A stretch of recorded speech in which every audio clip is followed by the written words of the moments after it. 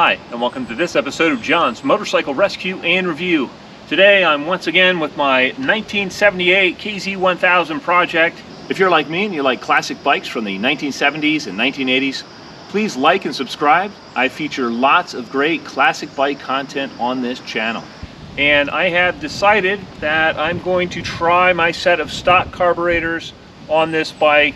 What I'm finding with these VM29s is that they're really not suited to the type of riding that I'm going to be doing with this bike, which is predominantly street riding. Since these are race carbs, they are designed to function optimally at half throttle and beyond.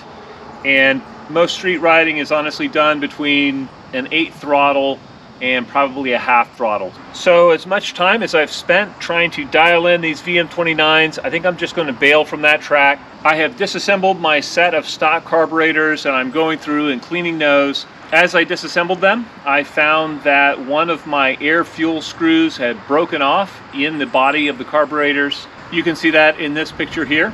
In order to get the tip of the air fuel screw out of the body of the carburetors, I did take the carburetor bodies to a shop and I had those ultrasonically cleaned, and so those are set up now. Those are looking good.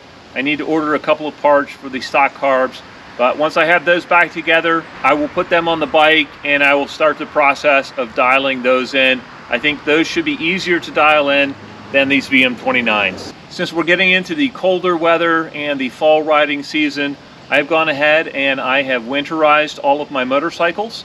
I have a link to a video I've done on winterizing your bike. You can check that out if you want to. On the list to get worked on here is my GPZ 1100 project. I'm hoping to have that finished up by spring and running like it should. I've got a new clutch waiting to go in that. I've got a new gas tank waiting to go on that. I hope to get back into that within the next month or so. I'm also looking for a new project or a new bike to bring into the garage. I've got some interesting prospects out there, but I don't have anything solidly in the works yet. So I'll keep you guys informed as far as what my next project's going to be.